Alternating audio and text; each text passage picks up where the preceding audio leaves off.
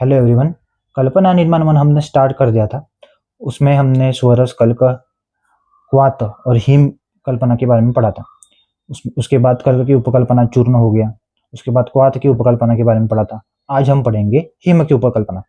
तो चलिए शुरू करते। तो कल्पना और उपकल्पना में डिफरेंस क्या है?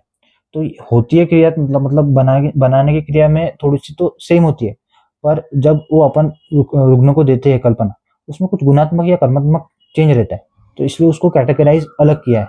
नहीं तो वो पंचभीत कषाय कल्पना में आ जाती तो वो मौलिक कल्पना हो जाती, उससे कुछ बनता नहीं, ऐसा तो नहीं होता ना, इसलिए उनको उपकल्पना कहा गया है। तो शुरू करते हैं पहली कल्पना। अभी एक को याद रखना है कि हिम में 3 कल्पना आती है।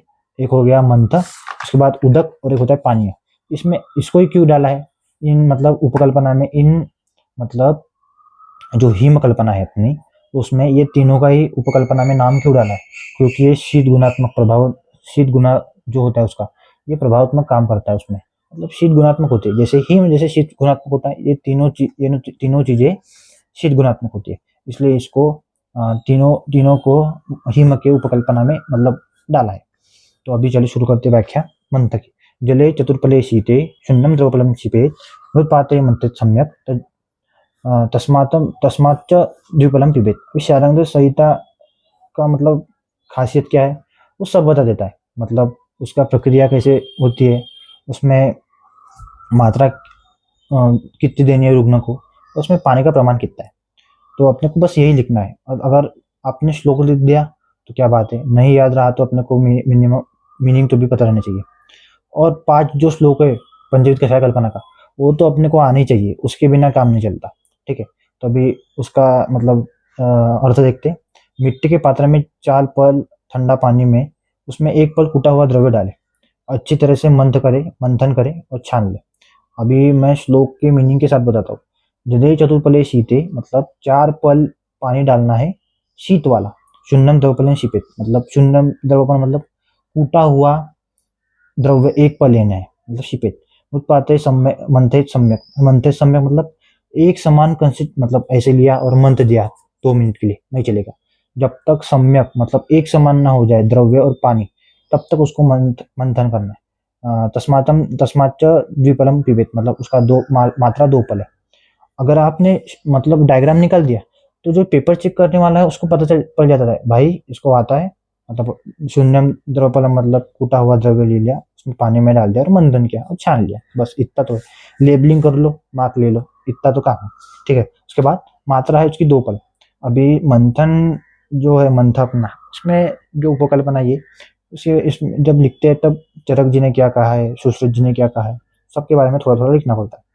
तो सुश्रुत जी ने क्या कहा है, नाति द्रवा नाति सांद्र मंथ अभिधीयते मतलब मंथ न ज्यादा पतला हो न ज्यादा गाढ़ा, मध्यम कंसिस्टेंसी वाला होना चाहिए। तो यही मंथ है। ठीक है, उसके बाद प्रक्रिया। मैंने कहा है कि शारंद्र जी का श्लोक याद किया तो प्रक्रिया उसमें आ जाती है, पर ये भी अलग से लिखना पड़ता है। मैं तो श्लोक लिया छोड़ दिया तो ऐसा नहीं रहता, दोनों लिखने पड़ते हैं। नहीं श्लोक आया तो भी चल जाएगा, पर प्रक्रिया अपने को आनी चाहिए कि क्या होता है, एक्चुअल समझना तो चाहिए कि क्या होता है। द्रव्य का भरत चूर्ण ले लिया, उसमें मिट्टी के पात्र में ठंडा पानी डाले, उसके बाद क्या करे, द्रव्य मिलाकर लकड़ी की रवि होती है उसे मंथन करे। घटक द्रव्य पानी में एक समान हो जाए तब तक मंथन करे। मैंने मंथयत सम्यक ये बोला है, वही है, एक समान हो जाए तब तक मंथन करे और छान ले। ठीक है, अभी उसके बाद पढ़ेंगे यंत्र कौन सा उपयोग होता है मंथ में।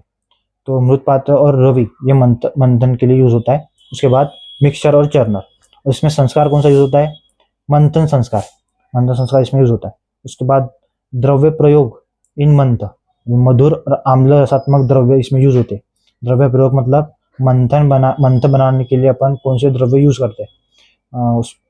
तो मधुर और आम्ल रसात्मक हो गया, शीत वीर्य वाले हो, उसमें हृदय हो और छद्दिग्न हो, ये वाले द्रव्य यूज होते हैं। अभी चरक के अनुसार चरक जी ने क्या कहा है मंथ के बारे में, 2 टाइप के मंथ होते हैं, संतर्पणजन्य और अपतर्पणजन्य।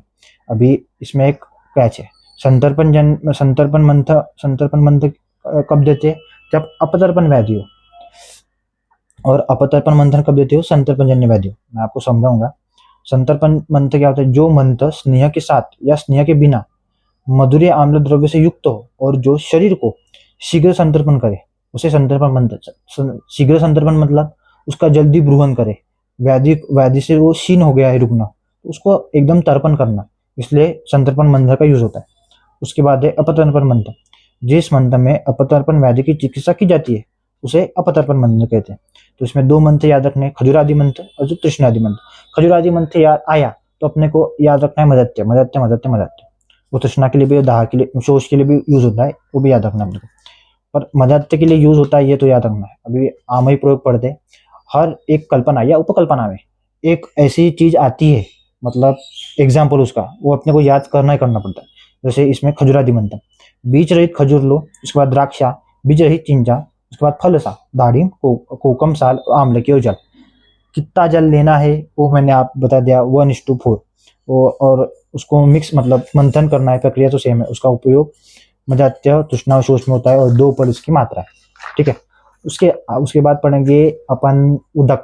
मैंने आपको मंथन उपकल्पना बता दी, आज हम अभी पढ़ेंगे उदक कल्पना, मतलब उपकल्पना, जो कि हिम की है, ठीक है।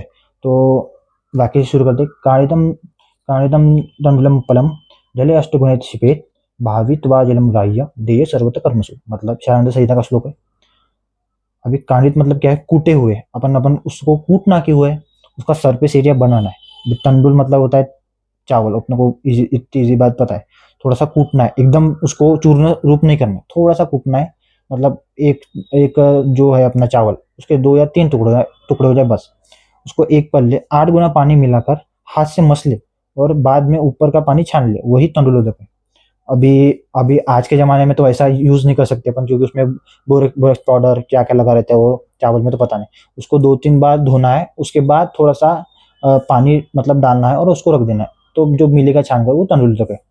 तो मैंने बता दिया डायग्राम का यूज़ कैसे होता है। कूटा हुआ मतलब चावल लेना है, उसको कूट देना है थोड़ा-सा, उसके बाद उसको पानी में रख देना थोड़ी देर, उसके बाद छान लेना, तंदुरुस्त। अब इसके गुणधर्म क्या है, वो पित्त शामक होता है, अनुपान के रूप में पुष्यान्नुक चूर्ण और जो स्तंभन करने का काम करता है। उसमें क्या बोलते, ये अनुपान की तरह याद रखता है। क्या बोलते उसको, दशमूल हो गया, दशमूल क्वाथ। उसमें कौन सा अनुपान यूज होता है, पिपली चूर्ण होता है, क्या होता है वो आप मुझे बताइए। अनुपान का रोल बहुत है, बहुत इंपॉर्टेंट है। अभी अनुपान पुष्यान्नक चूर्ण में अनुपान के रूप में अपन ये देते हैं तंडुलोदक, ये इंपॉर्टेंट है। क्यों देते हैं उसका ये मतलब उसके पीछे कुछ तो भी साइंटिफिक रीजन होगा, तभी उसमें देते हैं। नहीं तो कोई कोई किसका भी अनुपान किसी के साथ देंगे ऐसा नहीं होता। मूत्रधाम यूज होता है, उसकी मात्रा क्या है, 2 पल। इसका उपयोग संग्राही औषधियों के साथ अनुपान के रूप में। अभी पुष्यान्नक चूर्ण श्वेत प्रदर में यूज होता है। आप देखिए जब आप सेकंड पेपर पढ़ोगे उसमें कल्प है, तो उसमें पुष्यान्नक चूर्ण भी आता है, तो आप पढ़ोगे तो श्वेत प्रदर में यूज होता है। श्वेत प्रदर में अनुपान के साथ तंडुल उदक देते हैं, ये अपने को याद रखना है। उदक और उष्ण उदक में कंफ्यूज नहीं होना है। उष्ण उदक ये क्वाथ की उपकल्पना है और उदक ये हिम की उपकल्पना है। तो पेपर में ध्यान से पढ़िए, ठीक है। अभी पढ़ेंगे पानक। पानक क्या है, आम्ल व अनाम्ल, पक्व व अपक्व फल को पकाकर स्वरस निकालकर शर्करा मिलाकर सेवन करें तो हो जाता है पानक। पानक क्या होता है, ये पन्ना होता है, ये अपने को याद रखना है। इसमें 2 पद्धति होती है। पक्व फल को भून कर, मतलब कोयला लेना है, मतलब जला हुआ, उसमें भूनना है। उसके बाद उसका स्वरस निकाल के उसमें स्वर मतलब शर्करा डालकर देना है। और अपक्व फल रहा तो उसको पानी में डालकर पकाना है। उसके बाद उसकी छाल निकाल उसका स्वरस बनाकर शर्करा डालकर देना है। प्रक्षेप द्रव्य स्वाद अनुसार यूज करना है इसमें। प्रक्षेप द्रव्य मतलब जो भी अपन जो नमक हो गया, जीरा हो गया, मोहरी हो गया, तो अपने हिसाब से डालना है, ठीक है। उसके बाद मैंने बता दिया उसको कि पकाना है, मतलब पानी में उसकी छाल निकालना है, जो अपना सोरस मिल रहा है उसमें शर्करा डालकर पानक हो गया। ये मात्रा क्या है उसकी, 2 पल। चिंचा पानक मैंने बोला हर एक इसमें एक एग्जाम्पल याद रखना पड़ता है जो अपने सिलेबस में भी मेंशन है। तो चिंचा पानक बीज रही, ये प्रैक्टिकल के लिए भी इम्पोर्टेंट है। बीज रही चिंचा मकर, जो चिंचा रहता है, जो अपन खट्टा मीठा पानी बोलते हैं ना, वो जो पानी पूरी भेलपूरी खाते हैं, जो मीठा पानी जो बनता है ना उससे, वो वाला चिंचा पानक। तो उसके बाद चिंचा, उसके बाद पानक नहीं हो, बस चिंचा रहता है वो, उसमें अलग अलग चीज़ें मिलाती है, वो तो खानी नहीं चाहिए। जीरा, उसके बाद काला नमक, उसके बाद मरीच और शर्करा, ये होता है। और ये किसके लिए यूज होता है, दीपन, पाचनार्थम, मलाव स्तंभ और अरुचि और तृष्णा। ये अपने को याद रखना है कि ये उपकल्पना है मंत्र। आप स्क्रीनशॉट लीजिए जल्दी, क्योंकि मेरा स्टोरेज कभी भर सकता है। मंत्र हो गया, उसके बाद हो जाता है ये यंत्र के बारे में। ये मंत्र इसमें इंपॉर्टेंट है, जैसे कलकर में चूर्ण इंपॉर्टेंट है, तो ये पेपर में आ सकता है। इसके बाद पानक। अभी मैं बताऊंगा आपको बहुत इंपॉर्टेंट बात जो आपके यूनिवर्सिटी में बहुत इंपॉर्टेंट है कि इसको याद कैसे करना है। ठीक है, तो याद कैसे करना है, पहले तो एक बात, तो आपने को सब जो उपकल्पना है उसका एक चार्ट बनाना है कि किसमें क्या आता है। स्वरस में क्या आता है, पूट पाक आता है, वो तो मैंने लिखा नहीं उधर। कल्क में चूर्ण आता है, पात में प्रामत्य पानीय, उष्णोदक, लाक्षारस, मांस रस और ये सब आते हैं। और हिम में मंथ, उदक, पानक, ये मैंने आपको अभी पढ़ा है। तो और फांटा में अर्क, ये सब चीजें एक साथ लिख लीजिए और बस इसको एक बार पढ़ना है, बस हो जाएगा। एक साथ चीजें लाने से आपको कंपैरिजन का मतलब टाइम मिल जाता है। और उसके बाद क्या पढ़ना है, ये इंपॉर्टेंट है। सब तो पढ़ लिया, अरे ये आप जब लास्ट में पढ़ोगे, अरे सर ने इतना अच्छा पढ़ा दिया, और बोलेंगे अरे इसको याद कैसे करूँ, अभी बहुत सारे नोट्स हो गए। तो प्रमाथ्या में कितना गुना पानी डालते, ये अग्नि संसार से बने हैं, तो 8 गुना पानी डालते, 1/4 उसको शेष रखते। पानी में कितना डालते, 64, हाफ उसको शेष रखते। उष्णोदक पानी लेना है, उसको बस हाफ या 1/8 या 3/4 उसको रखना है। शीरपाक में 1:8:32, मतलब 8, ये तो शीर है तो 8